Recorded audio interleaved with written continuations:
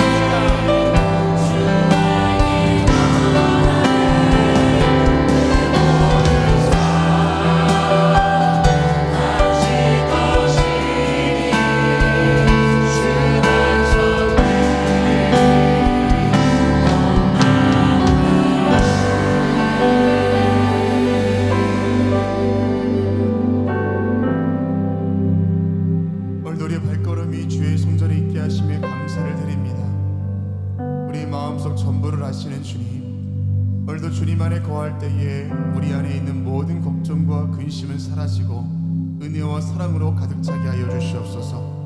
오늘도 우리의 살소망과 빛된 삶 위하여 십자가를 향해 걸어가시는 주님을 깊이 묵상하며 예배하오니 우리 예배를 받으시고 영광받아 주시옵소서. 예수님의 이름으로 기도합니다.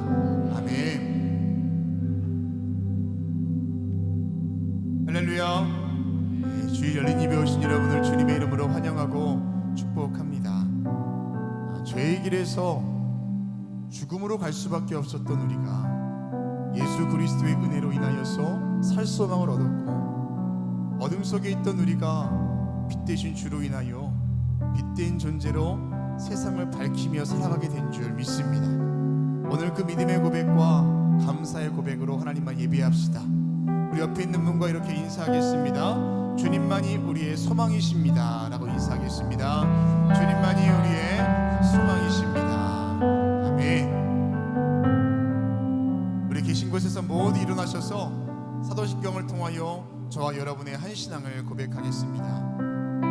전능하사 천지를 만드신 하나님 아버지를 내가 믿사오며 그 외아들 우리 주 예수 그리스도를 믿사오니 이는 성령으로 잉태하사 동정녀 마리아에게 견하시고 본디오 빌라도에게 고난을 받으사 십자가에 못 박혀 죽으시고 장사한 지 사흘 만에 죽은 자 가운데서 다시 살아나시며 하늘에 오르사 전능하신 하나님 우편에 앉아 계시다가 저리로서 산 자와 죽은 자를 심판하러 오시리라. 성령을 믿사오며 거룩한 공의와 성도가 교통하는 것과 죄를 사하여 주시는 것과 몸이 다시 사는 것과 영원히 사는 것을 믿사옵나이다. 아멘. 우리의 소망이시고 우리 빛의 주님 앞에 박수하며 나아갑시다. 할렐루야.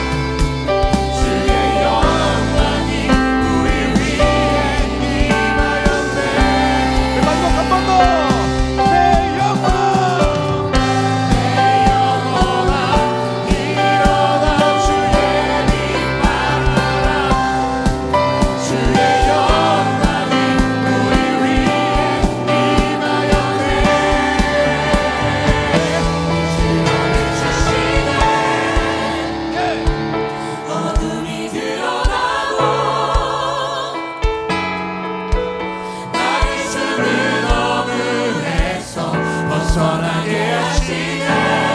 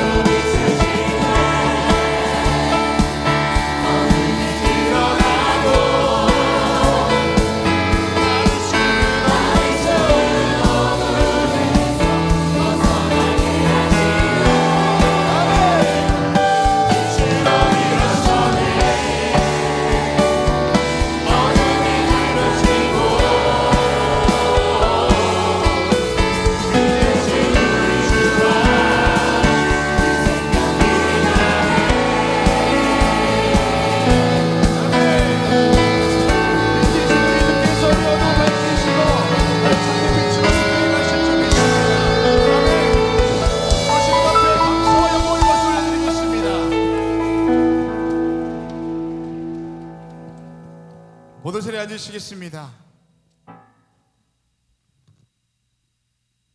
삶의 어두움의 요소가 없는 분은 아무도 안 계시지요.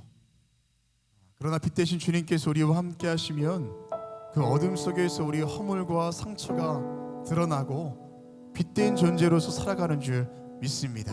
우리 그 믿음 드리면서 다시 한번 주님께 박수합시다. 아멘.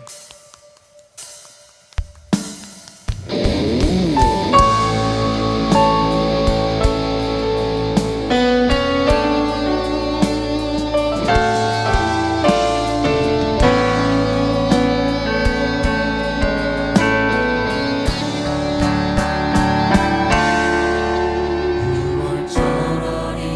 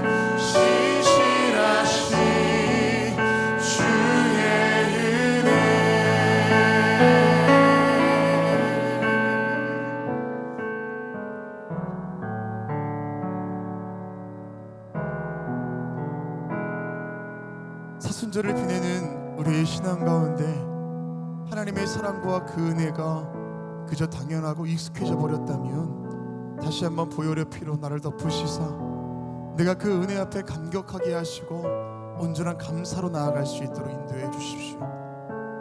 한량없는 주님의 은혜입니다. 변함없으시고 신실하신 주님의 은혜입니다. 그렇게 고백하는 예배가 될 수 있도록 우리 가운데 함께 해 주십시오. 우리 그렇게 다 함께 통성으로 기도하겠습니다.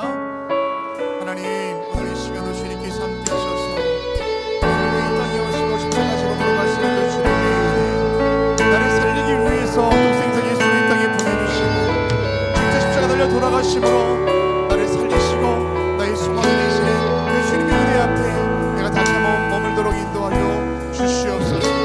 아버지는 그저 그 사랑이 익숙해져 버렸다면 나의 무뎌진 마음 가운데 주님께서 함께하여 주셔서 내 마음 다하여 주님께 감사하며 예배할 수 있게 하시고 온 마음에 주시는 은혜 하시며 명물로 있는 예배가 될 수 있도록 하나님께서 함께하여 주시옵소서. 이 시간도 주님께서 우리 가운데 역사하시고 일하실 것을 믿습니다. 주님 도와주시사 내 마음을 감동케 하시고 다시 그 보혈의 피로 나를 적셔주시사 내가 주님의 그 은혜 가운데 나아갈 수 있도록 인도하여 주시옵소서. 하나님께서 함께 하실 것을 믿습니다. 능력 가운데 거하실 줄만을 의지합니다. 주님 도와주시옵소서. 아버지 하나님께서 함께 하시는 그 믿음의 감격과 그 은혜 가운데 거하는 예배가 될 수 있도록 하나님 함께하여 주시옵소서. 이제 주님께서 역사하시고 우리 마음과 다시 믿습니다. 함께하여 주시옵소서. 우리가 주님을 의지합니다.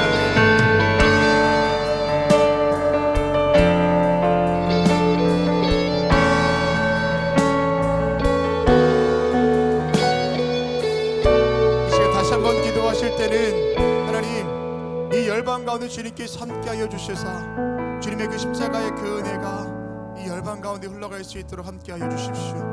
전쟁 중인 나라가 멈춰서게 하시고 주의 긍휼과 자비가 필요한 모든 백성들과 주의 나라 위에 기름 부어달라고 기도하시고 이 나라 대한민국 위에도 주님께서 함께 해달라고 기도하시고 우리 교회 위에 기름 부으셔서 걸어가는 모든 그 길 가운데에 예수 그리스도의 보혈을 흘려보낼 수 있는 축복의 통로가 될 수 있도록 함께해 주십시오. 다시 한번 나라와 민족과 열방과 우리 교회를 위해서 통성으로 기도하겠습니다.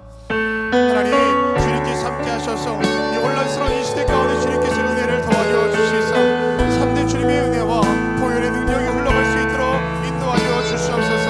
모든 어둠은 사라지게 하여 주시옵시고 모든 병든 곳을 치유하여 주시옵시며 3대 자유와 평강과 은혜가 이 시대 가운데 거할 수 있도록 주여 도와주시옵소서. 아버지 사랑과 자비가 많으신 주님, 이 나라 대한민국도 하나님 붙들어 주시사 분단된 이 나라를 긍휼히 여겨 주시옵시고 정치, 경제, 사회 문화가 다시 안정을 되찾을 수 있도록 인도하여 주시며 주님 기뻐하시는 모습으로 회복될 수 있도록 하나님께서 함께하여 주시옵소서.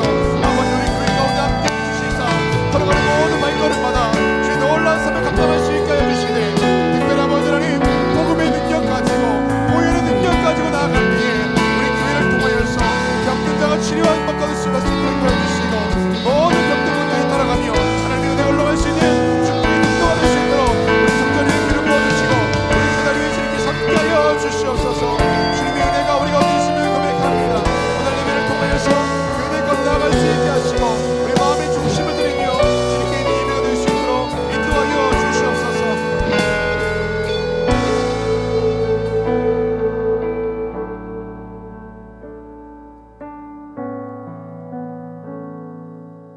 유월절 그 어린 양의 피로 우리에게 생명을 주시고 살 길을 열어주신 주님 감사를 드립니다.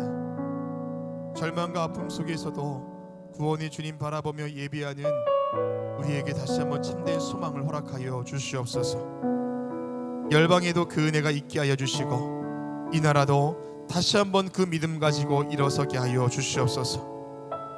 4월에 있을 총선 가운데 함께하사 그때를 준비하는 모든 일정들 주관하여 주시고 주님 마음이 아파한 지도자가 세워지게 하여 주시옵소서. 우리 교회와 함께 하시는 주님, 힘차게 나아가는 모든 선교와 목회 일정에 능력을 더하여 주시고 새 학기를 준비하는 자녀들에게도 믿음 주셔서 새 학기 새 은혜로 맞이하게 하여 주시옵소서.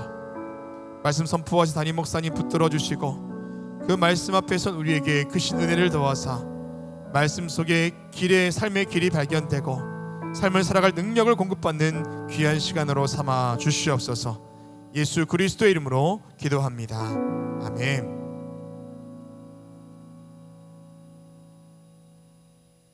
오늘 성경 말씀은 사무엘상 17장 45절에서 54절입니다.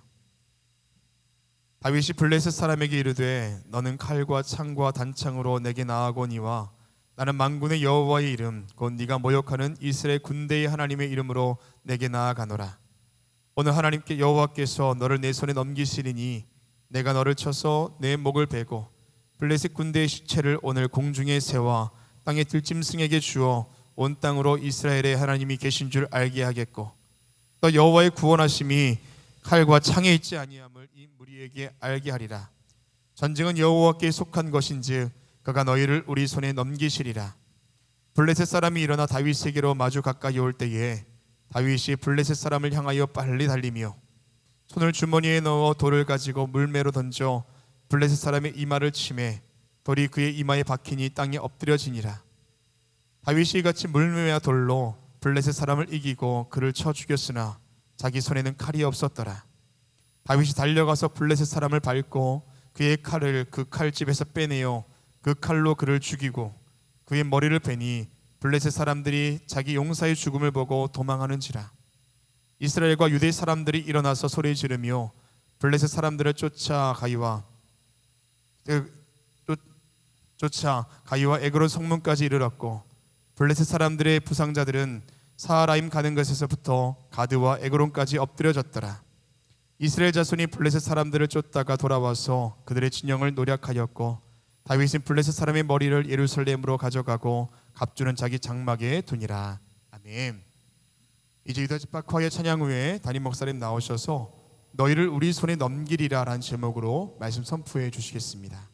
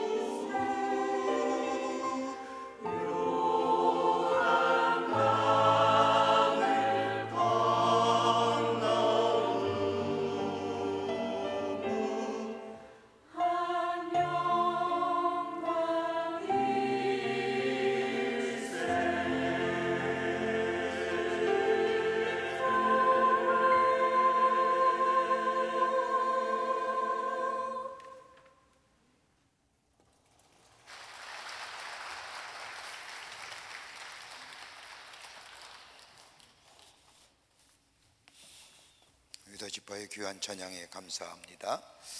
아마 사부 예배 드리면서 오늘 제일 많이 오신 것 같아요. 20명 오셨어요. 귀한 찬양에 감사합니다. 고맙습니다. 우리나라의 여러 가지 사회 병리적 현상 가운데 많은 것들이 있지만 가장 심각한 사회 병리적 현상이 하나 있다고 한다면 자살이라는 겁니다. 여러 가지의 이유가 있겠지만 스스로 목숨을 끊는다는 것, 성경적 관점에서 보면 하나님께 주신 생명을 자신의 것인 양 자신 스스로 버리는 것은 엄밀하게 말하면 하나님의 주권에 대한 도전일 뿐만 아니라 죄입니다. 자살은 죄입니다. 내 생명 내 마음대로 한다는 그거 아니거든요. 생명은 하나님이 주시는 겁니다. 하나님의 주권에 대한 도전이라 할 수 있을 겁니다. 그럼에도 불구하고 우리 사회 곳곳에서 스스로 목숨을 끊는 일들을 들을 때마다 마음이 아프고 안타까운 마음 금할 길이 없습니다. 몇 년 전의 통계입니다만은 우리나라 연간 사람들의 목숨을 끊는 수가 약 15,000명가량 넘는다고 합니다. 통계로 잡힌 것입니다. 자살의 이유를 보면 육체적인 질병, 경제적인 이유, 정신과적 질병, 가정의 불화, 물질의 문제 등 여러 가지 이유를 들면서 스스로 목숨을 끊지만 가장 근본적인 이유는 자기 정체성의 상실에서 오는 것이 가장 크다는 것이 종교심리학자들의 일반적인 분석입니다. 내가 누구인지, 내가 어떤 존재인지, 나의 삶의 목적이 무엇인지, 자신에 대한 깊은 성찰이 없기에 자기 정체성의 상실을 가져오고 그로 인하여 스스로 목숨을 끊는 이유가 된다고 합니다. 이런 거지요. 사업이 망했습니다. 여러분, 사업이 망한 사람들 가만히 보면 극단적인 선택을 마다하지 않지요. 왜 그럴까요? 물질과 자신을 동일시하는 겁니다. 그렇게 물질이 없어지면 자기 자신이 없어졌다고 생각하기에 스스로 극단적인 선택을 하는 거지요. 자기 정체성의 상실입니다. 그러게 심리학자 윌리엄 제임스라고 하는 사람은 사람들이 갖는 아이덴티티, 자기의 정체성에 이렇게 나누어서 설명합니다. 하나는 뭐냐면 물질적 자아입니다. 신체와 물질적 소유에 대하여 자신을 평가하고 그리고 자신의 존재를 이야기하는 겁니다. 아마 대다수의 사람들이 이런 것들에 의해서 자신을 평가합니다. 물질이 많은 사람은 자기 가진 돈과 자기를 동일시합니다. 잘생긴 사람은 제 외모에 스스로 도취되어 동일시합니다. 근데 여러분, 외모가 영원한 것일까요? 한시적이지요.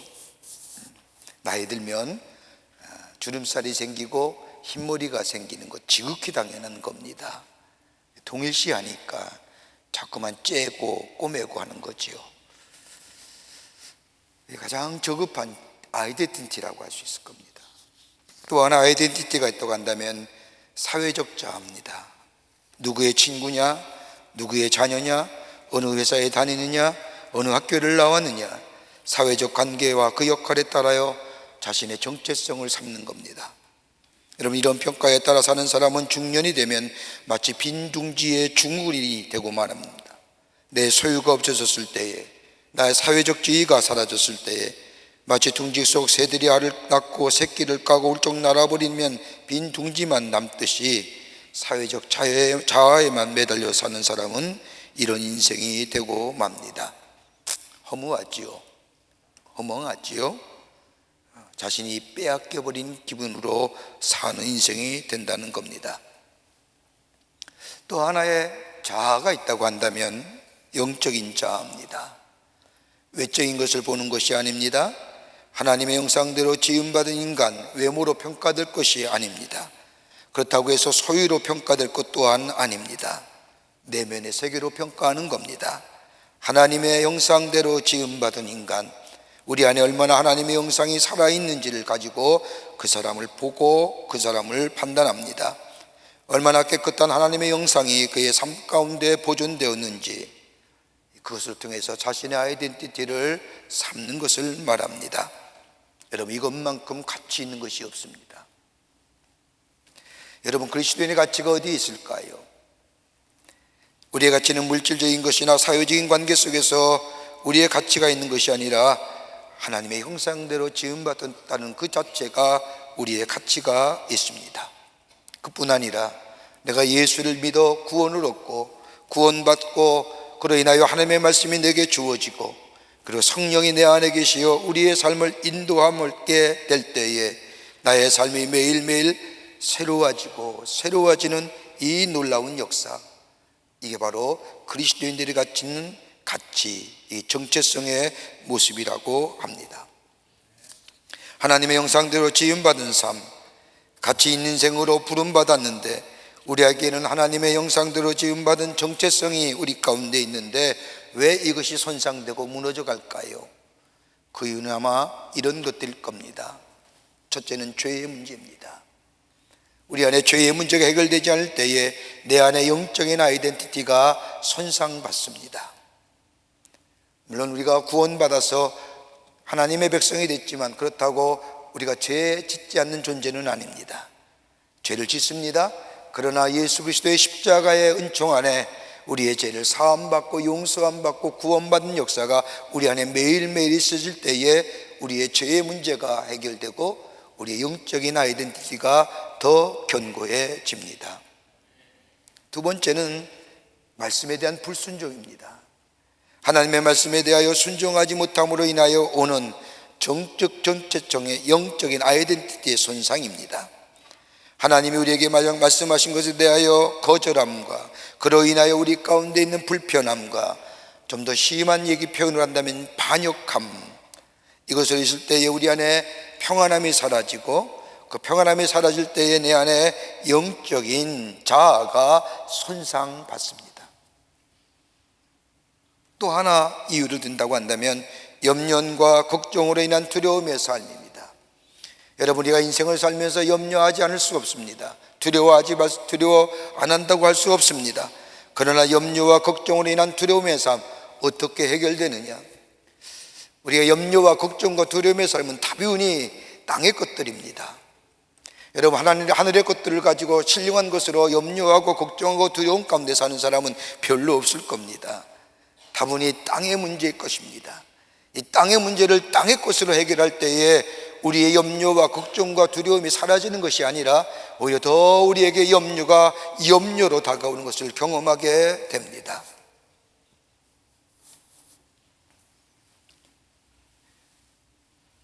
이것을 영적인 것으로 해결해주는 삶. 그러게 다윗은 시편 55편 4절과 6절의 말씀을 보면 내 마음이 내 속에 심히 아파하며 사망의 위험이 내게 이르렀도다. 두려움과 떨림이 내게 이르고 공포가 나를 덮었도다. 나는 말하기를 만일 내게 비둘기같이 날개가 있다면 날아서 편히 쉬리로다 라고 고백한 것처럼 고뇌함과 걱정과 염려, 두려움과 공포 같은 것이 다윗의 마음을 억눌렸다는 겁니다. 이럴 때 우리의 영적인 자아가 손상을 입습니다. 그러나 이런 것들로 자유케 하는 것은 하나님의 말씀의 순종과 함께 하나님과의 깊은 영적인 교제함, 그리고 우리 안에 임재하시는 성령의 인도함을 받게 될 때에 우리의 영적인 자아가 살아나고 더불어 우리 안에 생명의 역사를 경험할 뿐만 아니라 매일매일 새롭게 되는 보석과 같은 삶이 빛나는 삶으로 살아가게 됩니다. 여러분, 우리가 구원받았잖아요. 예수를 믿음으로 구원받습니다. 예수님을 믿으며 구원받을 때 우리 안에 뭐가 일어나요? 우리의 죄를 고백하지 않습니까? 회개하지 않습니까? 하나님 앞에 우리의 죄를 고백하게 될 때 예수 그리스도의 십자가의 은총이 우리의 죄를 사해 줍니다. 우린 정결한 인생이 됐지요. 거룩한 백성이 됩니다. 성령은 정결하고 거룩한 것에 성령이 임하게 되고 그리고 성령이 그의 삶을 이끌어가게 됩니다. 그럴 때에 우리 안에 새로움이 있어지고 그로 인하여 우리 안에 생명의 역사를 경험하고 우리 인생이 빛나는 인생이 된다는 겁니다. 오늘 본문의 말씀은 우리가 잘 아는 얘기입니다. 다윗의 이야기입니다. 하나님과 깊은 영적인 교제함과 더불어 하나님의 말씀에 온전히 순종함으로 인하여 자기의 정체성의 확립을 통하여 새로운 생명의 역사를 일으킨 사건이 오늘 본문의 말씀이고, 그 주인공은 다윗입니다. 여러분, 다윗이 어떤 사람일까요? 우리는 다윗이 이스라엘의 초대 왕국의 왕이라고 이야기하지만 그의 어린 시절은 아버지의 사랑을 받지 못하면서 자랐던 다윗입니다. 어느 날 형들이 블레셋과의 전쟁을 위해서 전쟁터에 나간 형들을 임원하기 위해서 아버지 이새의 심부름으로 전쟁터로 나갑니다. 블레셋과의 전쟁터에 다다른 다윗, 가만히 보니까 이스라엘 군대는 뭐가 두려운지 싸울 생각을 하지 아니하고 그저 두려움 가운데 떨고 있는 겁니다. 형들에게 묻습니다. 그랬더니 형들의 대답은 블레셋에 거구의 장수가 있어서 도무지 싸울 수가 없다는 이야기를 들은 즈음에 저 블레셋 진영에서 큰 목소리가 들려옵니다. 그건 다름이 아니라 이스라엘 군대를 모욕하는 이야기일 뿐만 아니라 하나님을 모욕하는 소리였습니다. 그 소리를 들은 다윗은 견딜 수가 없었습니다. 그리고 자신이 나아가 싸우기로 결심하고 형들에게 고하고 사울에게 말합니다. 오늘 본문 앞절의 말씀을 보면 이러한 다윗을 향하여 형들이 핀잔과 더불어 만류합니다. 큰형인 엘리압이 다윗에게 말합니다. 내가 어찌하여 이리로 내려왔느냐? 들에 있는 양들은 누구에게 맡겼느냐? 나는 내 교만과 내 마음의 완악함을 아노니 내가 전쟁을 구경하러 왔도다. 그뿐 아니라 사울왕에게 내가 나가 싸우겠다고 이야기했을 때에 너는 너무 어리다고 하며 싸움을 만류합니다. 이때 다윗은 자신의 목자로서 양을 지킬 때 일들을 이야기합니다. 양을 지킬 때마다 사자나 곰이 와서 양떼에게서 새끼를 움키면 내가 따라가서 그것을 치고 그 입에서 새끼를 건져내었고, 나를 해하고자 하면 그 수염을 잡고 그것을 쳐 죽였나이다. 곰도 사자도 쳤은즉 하나님의 군대를 모욕하는 저 블레셋 사람도 능히 하나님께서 나의 손에 넘겨주실 겁니다. 그리고 골리앗과 싸우기를 간청하지요. 결과는 전쟁터에 나간 다윗은 골리앗을 넘어뜨리고 궁극적으로 승리했다는 것이 오늘 본문의 말씀입니다. 다윗을 넘어뜨린 결정적인 원동력이 어디 있을까요? 우리의 삶, 우리의 인생의 여정, 아마 우리의 인생에 누구나 다 거대한 골리앗과 같은 엄청난 것들이 우리 앞에 우리의 갈 길을 막을 때가 있을 겁니다. 여러분, 어떻게 넘어가세요? 거대한 풍랑 같은 도무지 우리의 인생의 여정의 앞길을 막아버리는 것들, 넘어가야만이 하나님이 우리에게 주신 하나님의 축복을 누리는 복된 인생의 걸음이 될 터인데 어떻게 넘어서십니까? 오늘 본문의 말씀은 그런 의미에서 우리 인생의, 우리의 영적인 삶에 귀한 교훈과 더불어 은혜의 말씀을 해주시고 계십니다. 함께 말씀을 통하여 은혜 받기를 원합니다. 첫째는 마음을 잊어버리지 말라는 겁니다. 오늘 본문 말씀의 17장 32절의 말씀을 보면 다윗이 사울에게 고하되 그를 인하여 사람이 낙심하지 말 것이라. 주의 종이 가서 저 블레셋 사람과 싸우리라. 사람이 낙담하지 말 것이라. 이 원문의 말씀을 보면 이렇게 적고 있습니다. 누구든지 블레셋 사람 때문에 사기를 잃어서는 안 됩니다. 당신의 종이 나아가 싸우겠습니다. 사기를 잃어버린다는 말은 마음을 잃어버려서는 안 된다는 마음이요, 마음을 잃어버린다는 것은 다름이 아니라 전쟁에서 패배를 의미한다는 겁니다. 여러분, 성경에서 말하는 마음은 단순히 우리의 감정을 표현하는 게 아닙니다. 마음은 영과 혼과 육 전체를 포함하는 이야기입니다. 전인적인 겁니다. 그러게 우리 하나님이 우리를 향하여 마음을 달라는 것은 우리의 감정만 하나님 앞에 드려지는 것이 아니라 전인격적인 반응입니다. 나는 마음을 다하고 뜻을 다하여 주 너희 하나님을 사랑하라고 하는 이 말씀은 전인격적인 것으로 하나님을 사랑하라는 겁니다. 마음만, 감정만 가지고 사랑하지 말라는 겁니다. 그러기에 무엇보다도 마음이 중요하다는 이야기입니다. 잠언서 4장 23절의 말씀도 모두 지킬 만한 것 중에 더욱 내 마음을 지키라. 생명의 근원이 여기서 남이라고 얘기하고 계십니다. 마음을 단순히 잊어버리지 말아야 할 뿐만 아니라 마음이 늘 새로워져야 한다는 겁니다. 여러분, 우리의 마음 지킬 수 있을까요?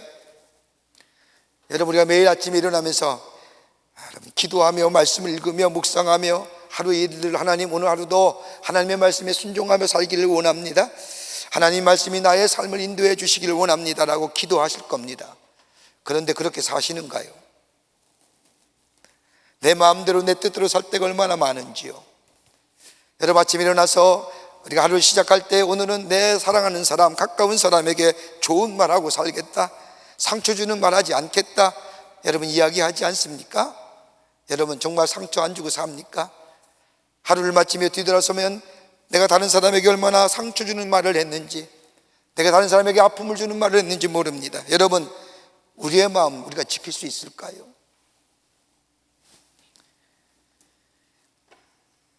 어찌 그렇게 변덕이 심한지요. 조석으로 변하는 것이 우리의 마음일 겁니다. 우리의 마음을 지킬 뿐만 아니라 우리의 마음이 매일매일 새롭게 된다는 것, 이게 가능한 얘기일까요? 그런데 바울은 예배소 교회에 편지하기를 예배소 3장 16절의 말씀을 보면 그의 성령으로 말미암아 너의 속사람을 능력으로 강건하게 하옵시며, 여기서 속사람이라는 것은 우리의 마음을 이야기합니다. 우리의 마음이 능력으로 강건해지기를 원한다는 겁니다. 다름 아니라 우리의 마음이 지킬 뿐만 아니라 우리의 마음이 매일매일 새로운 변화를 가져오는 것은 다름이 아니라 하나님의 거룩한 영인 성령이 우리의 마음에 임재할 때에 우리의 마음을 지킬 뿐만 아니라 우리의 마음이 매일매일 새롭게 된다는 겁니다. 하나님의 거룩한 영인 성령이 내 안에 계실 때에, 우리의 삶을 인도하게 될 때에 우리는 매일매일 새로운 존재일 뿐만 아니라 우리의 삶이 매일매일 새로운 생명의 역사로 하나님께 인도함 받는 삶이 된다는 겁니다. 하나님의 거룩한 영이 내 안에 계시면 내 마음을 추정하면 변화가 일어납니다. 실망한 사람이 성령께서 그의 마음을 추정할 때에 소망의 삶으로 변화되며, 걱정과 염려를 가졌던 사람이 성령께서 그의 마음을 새롭게 할 때에 평화와 강건의 인생으로 변화될 뿐만 아니라 두려운 자가 용기의 삶으로 변화됩니다. 새로워집니다. 그뿐 아니라 매일매일 새로워지는 역사를 경험하는데 이것이 바로 능력의 역사가 되고 영적인 싸움에서 승리하게 되며 사탄의 대적에서 궁극적으로 승리하는 하나님의 사람으로 살아갈 수 있습니다. 성령 안에 거는 거예요. 여러분, 성령이 어느 때 임하십니까? 아까도 말했듯이 예수 그리스도가 나의 죄를 위하여 십자가에 달려 돌아가심을 내가 믿게 될 때에 하나님 앞에 뭐예요? 회개하잖아요. 내가 연약했을 때에, 내가 하나님과 원수될 때에, 내가 예수를 모른다 할 때에 지었던 죄가 하나님 앞에 고백되어지고 죄사함을 받게 될 때 우리의 마음이, 죄된 마음이 깨끗해지지 않습니까? 정결해집니다. 그럴 때 뭐가 임해요? 성령이 임하는 겁니다. 왜요? 성령은 거룩한 영이고 깨끗한 영이기 때문입니다. 그럴 때에 그 성령이 내 안에 계시고 나의 삶을 주장하여 인도하실 때에 새롭게 됨의 역사를 경험하며 하나님의 말씀과 기도 안에 내 삶이 지속되어질 때에 그 안에 뭐예요? 충만함의 역사가 있게 될 때에 우리는 새로운 창조의 역사를 경험하게 된다는 겁니다. 여러분, 요한복음 3장의 말씀을 보면 한 주대인 종교 지도자가 예수님을 찾아옵니다. 그리고 자신의 거듭남에 대하여 예수님께 묻습니다. 내가 어떻게 해야 새로워질 수 있을까요? 내가 어떻게 해야 변화될 수 있을까요? 여러분, 아마 우리들의 삶에 새롭고 변화되는 마음 다 가지고 있을 겁니다. 여러분, 새롭고 변화된 마음이 없다면 그 인생 죽은 인생일 겁니다. 아니, 영이 죽었을 겁니다. 오늘보다는 내일이 새로워지고요, 내일이 그 다음 날이 새로워지는 매일매일 변화되기를 원하는 사람, 우리네 삶일 겁니다. 아마 니고데모도 이런 고민일 겁니다. 내가 새로워져야 되는데, 내가 변화되기를 원하는데, 그러면서 내가 어떻게 해야 변화될 수 있습니까? 내가 어떻게 해야 거듭날 수 있습니까? 라고 예수님께 묻자 예수님이 니고데모에게 대답합니다. 거듭나지 아니하면 하나님 나라에 들어갈 수 없다고 얘기하자 니고데모가 다분히 인간적인 대답을 합니다. 그러면 내가 어머니의 뱃속에 들어가 다시 나와야 합니까?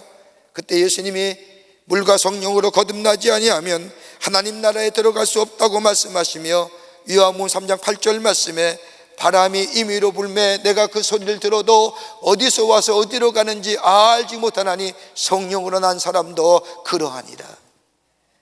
여러분, 바람이 어디서 부는지 압니까? 아니, 어디서 시작된지 아십니까? 오늘도 바람이 많이 불던데 그 바람 어디서 왔어요? 몰라요. 근데 바람이 분다는 실체는 알잖아요. 성령도 그와 같다는 거예요. 성령이 어디서부터 임하는지 모르지만 성령이 내 안에 임하게 되면 나는 새로운 존재가 된다는 거예요. 새로운 변화된 존재, 하나님의 사람으로 합당한 존재. 이럴 때에 우리의 마음을 지킬 수 있을 뿐만 아니라 우리의 심령이 거룩해질 뿐만 아니라 더 나아가 용기 있는 사람이 되어 영적인 싸움에서 승리하는 하나님의 사람으로 살아가게 됩니다. 여러분, 예수 믿는다고 교회 다닌다는 것과 다른 겁니다. 교회 다닌다는 게 어떤 걸까요? 아마 교회 다닌다는 것은 예수님의 말씀을 들으며 나의 인격과 나의 성품이 좀 더 발전되고 내 인격과 내 성품이 인격적인 삶으로 새롭게 변화되기를 원해서 교회 다녀서 좋은 얘기 듣기를 원해서 교회 다니는 사람일 겁니다. 근데 예수 믿는 사람은 다른 거예요. 우리는 누굴 믿어요? 예수 믿는 사람이에요. 믿으십니까? 예수 믿는 사람이에요. 예수 믿는 사람은 예수께서 나의 삶의 주인 되시고 내 마음의 주인 되시고 내 마음을 지켜줄 뿐만 아니라 나의 마음을 매일매일 새롭게 하실 뿐만 아니라 나의 마음을 다스려 주신다는 겁니다. 그럴 때에 내 마음에 변화가 일어납니다. 동요가 없습니다. 두려움이 사라집니다. 용기가 새로집니다. 넘어졌더라도 다시 일어서는 용기가 내 속에 있어지게 됩니다. 잠언서 24장 16절의 말씀을 보면 의인은 7번 넘어질지라도 다시 일어나지와 악은 이는 재앙으로 말미암아 엎드러지니라. 의인은요 누구예요? 하나님 믿는 자입니다. 넘어진다고 해서 내가 스스로 일어나는 것이 아니라 하나님의 거룩한 영이, 예수의 영이, 성령께서 나를 일으켜 세우신다는 겁니다. 그러게 다시 일어난다는 거예요.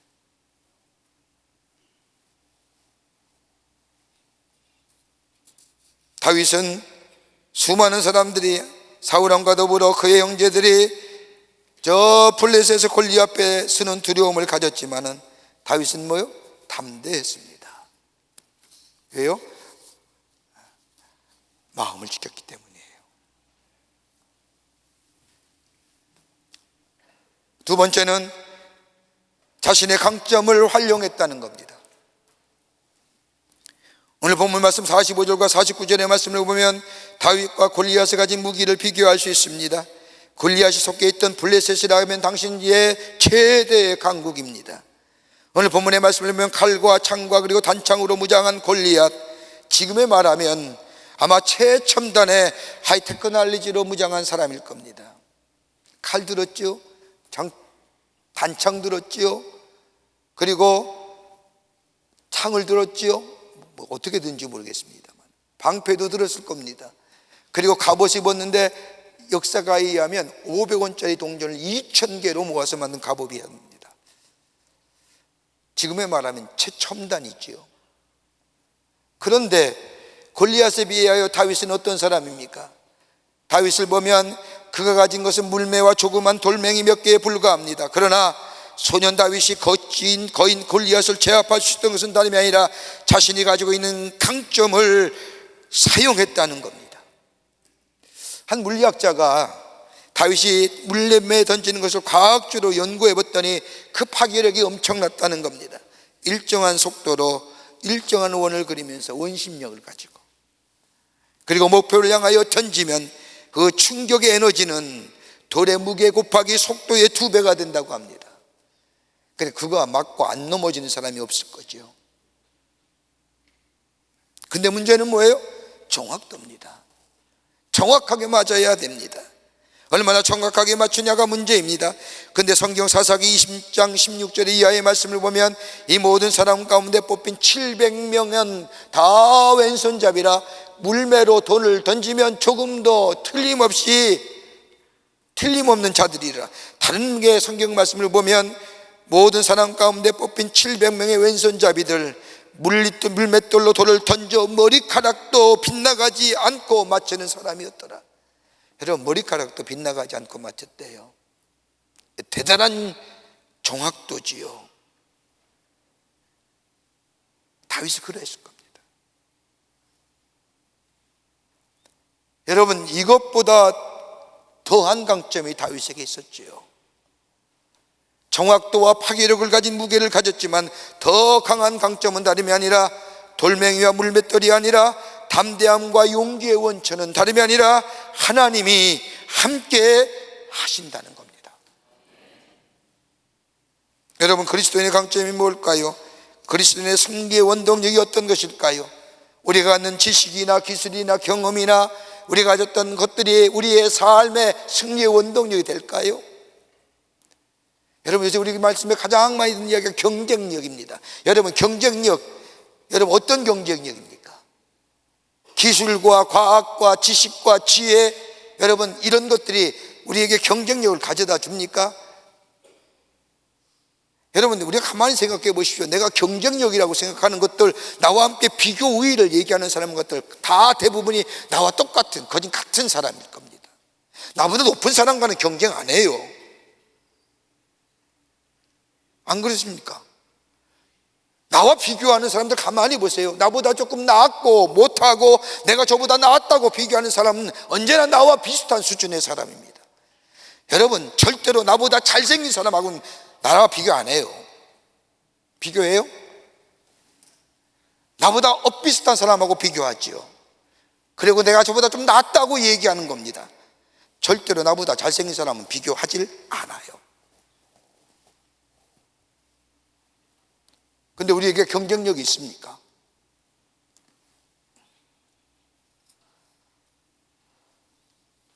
다윗을 가만히 보세요.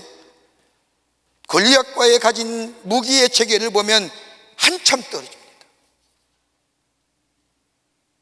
그럼에도 불구하고 승리의 원동력은 다름이 아니라 다윗이 가졌던 가장 강력한 강점인 하나님이 함께 하신다는 겁니다. 이게 능력이요, 원천이요, 담대함의 원천입니다.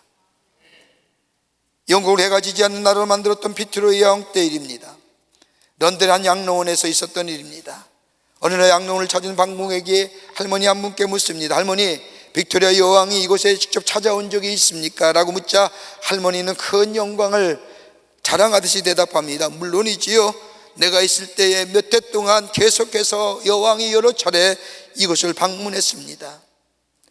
물어본 사람이 독실한 그리스도인이기에 할머니로 하여금 예수 그리스도를 영접하고 구원 얻기 위해서 전도할 목적으로 또 다른 질문을 합니다. 할머니, 그렇다고 한다면 세상의 주인이시며 왕 중의 왕이신 예수님의 방문을 받아본 적이 있습니까? 그러자 할머니가 이상야릇한 웃음을 입가에 띄우면서 이렇게 대답하는 겁니다. 젊은이, 나는 예수님의 방문을 받지 않는다오. 무슨 말씀입니까? 무슨 의미입니까? 라고 묻자 이 할머니가 대답하기를, 그분은 늘 여기서 나와 함께 있는데 내가 왜 따로 예수님의 방문을 받아야 한다는 겁니까? 그러면서 젊은이, 예수님은 가끔씩 나를 찾아주시는 분이 아니라 여기서 나와 늘 함께 하시는 분이 예수님이십니다 라고 대답합니다. 여러분, 그리스도인으로 살아간다는 것은 어려울 때나 힘이 들 때 찾는 그런 예수님이 아니라 언제나 나와 함께 하시는 예수님, 나와 동행하시는 예수님, 내 안에 계시고 내가 그의 안에 계시는 예수님, 그 예수님이 우리와 함께 하신다는 것. 여러분, 이것이 얼마나 우리가 갖는 강점입니까? 그것으로 끝납니까? 우리 예수님은 그것으로 끝나는 것이 아니라 너가 내 안에 있고 내가 너 안에 있으면 뭐 하라 그랬어요? 기도하라고 얘기합니다. 기도하면 다 이루어질 것이라고 얘기합니다. 하나님과 깊은 영적 교제함과 더불어 우리가 기도할 때에 우리는 궁극적인 승리자가 됩니다. 요한복음 15장 7절의 말씀을 보면 너희가 내 안에 거하고 내 말이 너희 안에 거하면 무엇이든지 원하는 대로 구하라, 그리하면 이루리라. 요한복음 16장 23절의 말씀을 보면 너희에게 이르노니 너희가 무엇이든지 아버지께 구하는 것을 내 이름으로 주시리라. 그러면서 저 바울은 빌립보 교회를 향하여 편지하기를 빌립보 4장 6절과 7절의 말씀을 보면 아무것도 염려하지 말고 다만 모든 일에 기도와 간구로 너희의 구할 것을 감사함으로 하나님께 아뢰라. 그리하면 모든 지각에 뛰어난 하나님의 평강이 그리스도 예수 안에서 너의 마음과 생각을 지켜주시리라 하시는 거예요. 여러분, 이것만큼 포텐셜이라고 합니다. 강점이 어디 있을까요? 여러분, 예수님이 우리 안에 계심을 믿습니까? 여러분, 능력의 원천입니다. 그뿐 아니라 내가 어렵고 힘들 때마다 염려와 근심과 걱정과 두려움이 내 삶에 있을 때마다 여러분 기도하십니까? 예, 기도해야 됩니다. 이것은 땅의 문제를 땅에 푸는 것이 아니라 땅의 문제를 하늘의 곳으로 푸는 길입니다. 여기에 해결의 역사가 있습니다. 이게 다윗의 포텐셜입니다. 강점입니다. 이럴 때에 승리하는 거예요.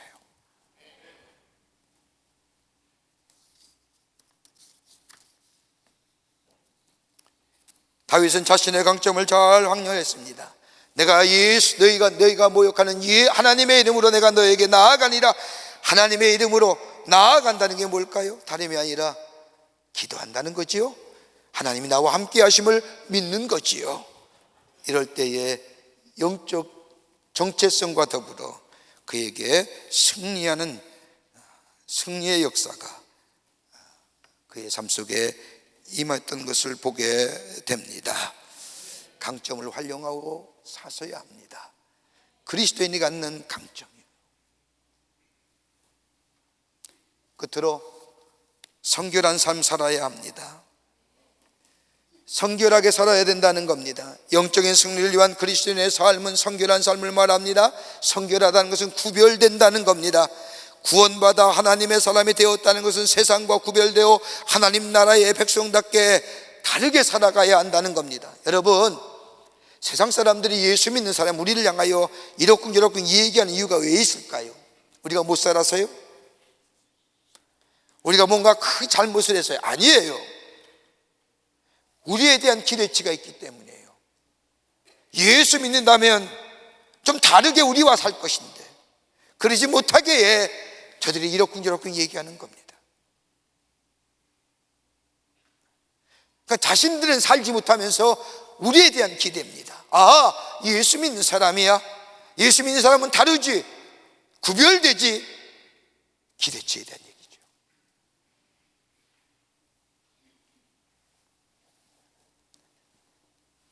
거듭났다는 것은 구별되었다는 겁니다. 여러분, 사도행전 13장 22절의 말씀을 보면 하나님이 다윗을 가리켜서 내 마음에 합한 사람이라고 말씀하시면서 내 뜻을 다 이루게 하리라고 말씀하십니다. 내 마음에 합한 사람, 하나님의 마음에 일치한 사람, 하나님과 같은 마음을 소유한 사람, 원문대로 해석한다면 하나님 마음에 드는 사람, 하나님의 마음을 따르는 사람, 하나님 마음에 적합한 사람, 이런 사람을 통하여, 다윗을 통하여 뭐예요? 내 뜻을 이루겠다. 무슨 뜻이에요? 이스라엘의 구원안이에요. 이걸 우리의 삶에 적용해 보면 우리가 하나님 마음에 합하면 나를 통하여 하나님의 뜻이 이 땅에 이루어진다는 거예요. 하나님의 뜻은 뭐예요? 선하고 온전하고 거룩하신 뜻이지요.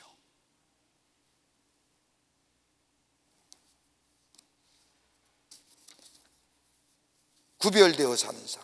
여러분, 다윗 보세요. 다윗, 우리가 성경이 똑같은 사람이에요.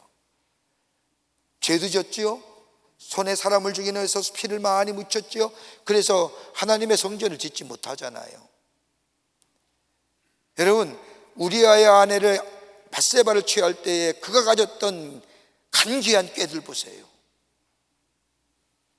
자신의 죄, 자신의 잘못을 감추기 위해서 생명의 목숨을 앗아가고 버려지는, 여러분, 우리보다 심하면 심하죠. 그런데 하나님은 다윗을 향하여 하나님 마음에 합한 사람이라고 얘기한 이유가 어디 있을까요? 여러분, 다윗의 삶을 가만히 살펴보면 몇 가지의 다윗의 하나님 마음에 드는 행위가 있어요. 하나는 뭐냐면 거룩한 분노의 사람이었어요. 하나님의 이름이 모독되는 것, 욕되게 되는 것 참지 못하는 거예요. 자신의 이름이 욕되게 되는 건 참아내요. 여러분, 우리 안에서의 밧세바 사이에 잘못된 관계 속에 애가 태어나잖아요. 하나님이 그 애를 일주일 만에 데려가신다고 얘기해요. 다윗이 뭐라고 해요? 그 말을 들은 후에 다윗은 하나님의 성전 안에서 벽을 바라보고 일주일날 베옷을 입고 죄를 뒤집었으며 기도합니다. 하나님 살려달라고. 근데 하나님이 걷어가세요. 여러분, 그 장면을 본 이스라엘 백성이 다윗을 왕으로 믿겠어요? 따르겠어요? 그런데 하나님이 일주일 만에 그 아이를 데려가자 아무렇지도 않게 일어나서 왕 옷으로 갈아입고 죄를 털고 다시 왕의 자리에 앉아서 나라를 다스려요. 자신이 욕하고 자신이 모독당하는 건 아무렇지도 않아요. 단 하나, 하나님이 욕되게 되는 걸 참지 못하는 거예요. 거룩하신 하나님의 이름이 욕되게 되는 거예요. 오늘도 보세요. 다윗은 블레셋에 하나님의 이름이 욕되게 될 때에 나가지 않습니까? 뛰쳐나가는 거예요. 거룩한 분노의 사람이에요. 또 하나 있다고 한다면 하나님의 부르심에 대해서 분명한 믿음을 가졌던 사람입니다. 부르심에는 목적이 있은 거예요. 하나님이 나를 하나님의 사람으로 세우신 것에 대해서는 분명히 목적이 있음을 믿었어요. 때로는 넘어지고, 때로는 그의 인생의 걸음이 갈짓자가 되고, 때로는 그의 인생의 걸음이 무너진 것 같지만은 그는 하나님이 나를 세우시고 부르신 것에 대한 분명한 목적이 있음을 믿었어요. 또 하나 뭐예요? 하나님을 찬양하고 기뻐하는 거예요.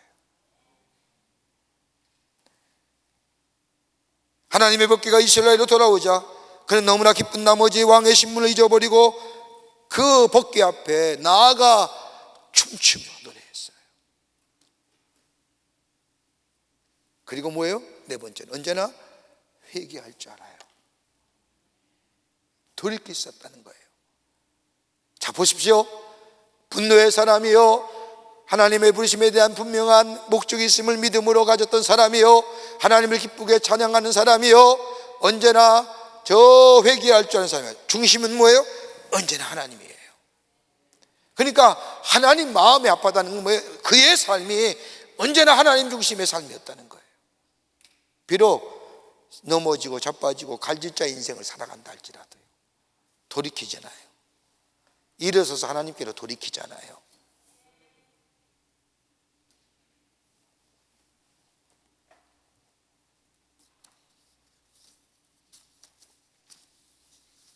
성결하고 깨끗한 마음에 하나님의 능력의 역사가 임하는 겁니다.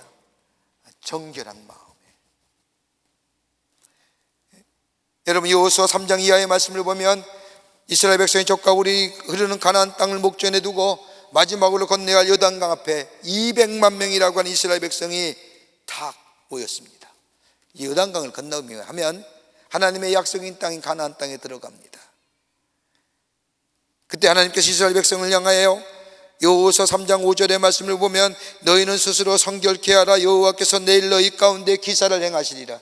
내일 기사를 행하시는데 성결하라는 겁니다. 적어도 요단강 앞에 서서 요단강을 건너려고 하면 야, 여기는 좀 얕은 곳이니까 일로 가라, 뭐 배를 뭐 이래야 되는데 하나님은 뭐예요? 성결하라는 겁니다. 굳이 우리 말씀을 우리가 해석해서 묵상해서 얘기한다면 뭘까요? 네 마음대로 네 뜻대로 생각하지 말고 하나님이 어떤 생각이, 하나님이 어떻게 하실까 기대하며 세상의 생각과 세상의 것들과 구별되어 좀 생각해 보라는 거예요.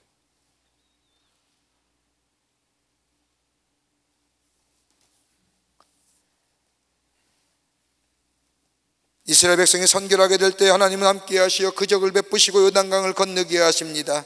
그리고 내친김에 여리고성을 정복하고 더 내친김에 아이성을 정복하려고 하는데 아이성에서 지고만 겁니다. 패배한 나머지 비통한 마음에 여호수아가 하나님 앞에 엎드려 기도합니다. 하나님, 차라리 요단강을 건너게 하지 말아야 할 것을 요단강을 건너게 하시고 이렇게까지 오면서 여기 아이성에서 저 이방인들에게 패하게 하심으로 주의 크신 이름이 어떻게 되겠습니까? 라고요 항변하게 되죠. 여호수아에게 하나님이 말씀하시지 않습니까? 7장 13절의 말씀을 보면 너는 일어나서 백성을 성결케 하여 이르기를 너희는 스스로 성결하여 내일을 기다리라는 거예요. 구별되게. 그 뒤에 보면 아이성에 패배한 이유가 나오죠. 아가네제 때문에, 하나님의 말씀을 따라 행하지 않았던 이유 때문에. 하나님의 말씀은 거룩하잖아요. 그리고 하나님은 거룩하니 너희도 거룩하라고 얘기하지 않습니까? 구별되어 사는 삶. 우리의 삶 속에 일어나는 땅의 문제들, 땅의 걸로 해결하는 게 아니라 하늘의 것으로 해결.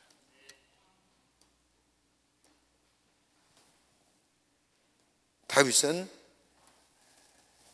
골리앗과의 싸움에서 승리의 원동력이 뭐예요? 마음 잊어버리지 않는 거예요.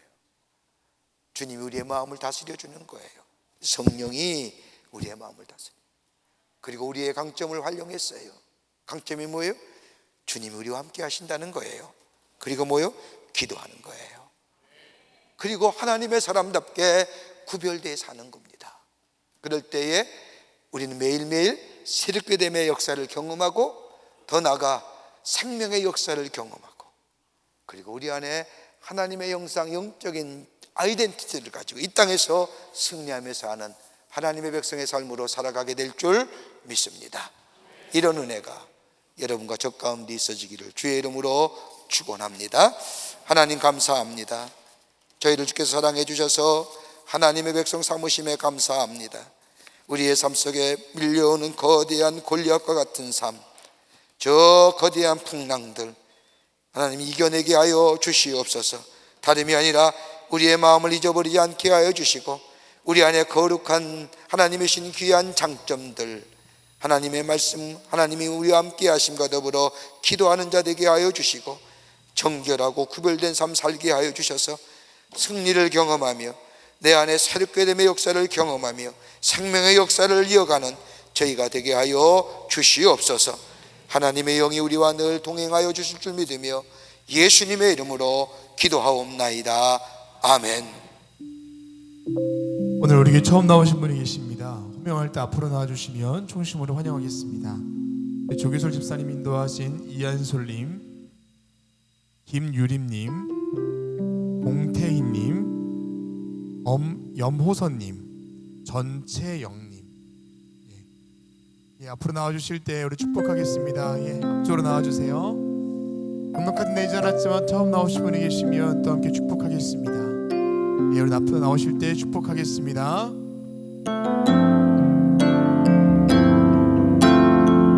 당신은 사랑받기에 태어난 사람, 지금도 그 사랑 받고 있지요. 당신은 사랑받기 위해 태어난 사람,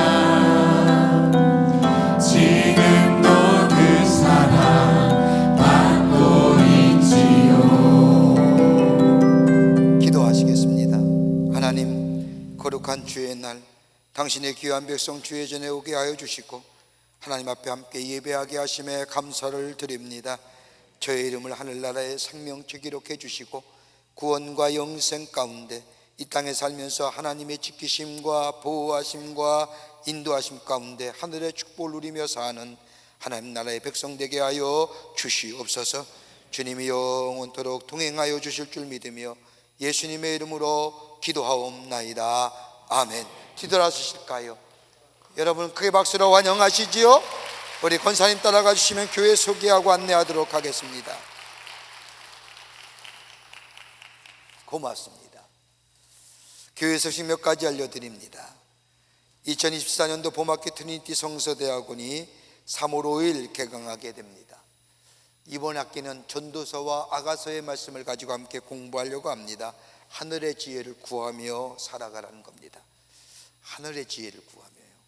땅의 지혜가 아니라 전도서의 말씀, 아가서의 말씀을 통하여 하늘의 지혜를 배우려고 합니다. 오늘 여러분 주보 사이에 신청서 다 넣어드렸는데, 이 신청서 넣어드린 것은 성경 공부를 해도 되고 안 해도 되는 게 아니라 다 하셔야 된다는 겁니다. 그래서 여러분 신청하셔서 하나님의 말씀을 배우며 하늘의 지혜를 구하며 새로운 힘을 얻고 살아가는 기회가 되시기를 바랍니다. 3월 5일 날 개강하게 됩니다. 사순절 보내고 있습니다. 예수님의 십자가의 죽음과 고난을 생각하며 깊은 하나님의 은혜의 자리에 들어가는 이 사순절 맞이해서 우리가 사순절 갈보리 기도해야 하는데, 5시와 6시에 베델 성전과 저 나사렛 성전에서 마가복음에 나타난 예수님의 순환의 역사가 어떤 것인지, 예수님이 어떤 역사에 고난의 역사를 이루어 가셨는지 1장부터 16장의 말씀에 걸친 예수님의 고난의 역사, 십자가의 지심의 역사를 우리가 이렇게 따라가는 말씀입니다. 여러분 새벽에 나오셔서, 요즘에 새벽에 잘 잠 못 주무시잖아요. 일찍 깨시죠? 네, 나오세요. 그래서 하나님의 말씀을 함께 나누는 기회가 되시기를 바랍니다. 2024년 교회학교에서는 새학기를 맞이해서 가족 기도회가 있어지게 됩니다. 내일서부터 목요일까지 새벽 6시에 저 사회봉사관 4층 컨벤션홀에서 자녀와 부모가 새학기를 맞이해서 하나님 앞에 기도하는 시간입니다. 여러분 부모님들 자녀들 함께 데려오셔서 하나님 우리의 자녀들 머리에 손을 얹고 하나님 축복하여 주시고 하나님 복 내려 주시고 이번 학기도 하나님 은혜 가운데 하나님의 사람으로 잘 성장하는 계기가 되게 해달라고 기도하는 시간입니다. 여러분 많이 오셔서 함께 기도하시기를 바랍니다. 온타임 성경 필사 전도서와 아가서가 여러분 발행되었습니다. 여러분 요새 성경을 이렇게 쓴다고 할까요? 프린트하는데 무슨 여러 가지 앱을 다운받았고 또 성경에 들어가서 무슨 컴퓨터에서 다운로드 받아서 프린트 다 쉽지만 이번 학기 전도서와 아가서의 말씀을 보면서 성경 필사 전도서와 아가서를 만들었습니다. 성경을 좀 손글씨를 쓰자. 그래서 옆에는 9장의 말씀이 1절부터 나오면 10절까지 옆에서 1절부터 10절까지 손으로 쓰는 겁니다. 그리고 여러분의 책꽂이에 또 서거에 띄워놓는 겁니다. 여러분 얼마나 귀해요. 여러분 남에게 귀하고 정중한 편지, 정말로 기쁘네 프렌들리하게 편지 쓰는 건요 컴퓨터로 쓰는 어떤 문서나 사무적인 것이 아니라 핸드라이팅하는 손으로 씁니다. 여러분 이번 학기에 손으로 성경 말씀 전도서 아가서를 필사하셔서 잘 끼워 놓으시면 여러분 여러분의 영적인 자산이 되기도 하고 또 자랑거리가 되기도 할 겁니다. 많이들 참여하시기를 바랍니다. 오늘 강단미하는 구교구의 전명자 권사님 가정에서 정은선 집사님을 추모하며 장식해 주셨습니다. 선교구와 교구 소식 나와 있습니다. 선교회 모임들 나와 있습니다. 여러분 보시고 다 참여해 주시기를 바라고요. 또 속회 예배도 잘 들으셔서 그리스도의 교제와 더불어 신앙의 성숙한 장으로 이루어가는 모든 집회가 되시기를 바랍니다. 결혼하실 가정이 있습니다. 축하해 주시고요. 조아라 전도사의 결혼식이 오는 토요일 교회에서 있겠습니다. 지난 한 주간에 어려움을 당한 가정들이 계십니다. 여러분 만나실 때에 소망을 가지고 하늘의 소망을 가지고 그리스도의 사랑으로 위로하여 주시기를 바랍니다. 그 밖에 박스 광고에 많은 광고들 나와 있는데 보시고 참여하셔서 그리스도의 사랑과 교제와 또 신앙의 성숙함을 이루어가는 기회 되시기를 바랍니다. 뉴스레터 나왔습니다. 여러분 나가실 때 가져가셔서 지난 2주간의 교회가 어떤 일이든가 함께 나누며 전도의 기회로 삼으시고 온타임 3호로 말씀의 묵상집 큐티집이 3호로 나왔습니다. 구입하셔서 하루를 말씀으로 여는 기회 되시기를 바랍니다. 이제 하나님 앞에 봉헌하겠습니다.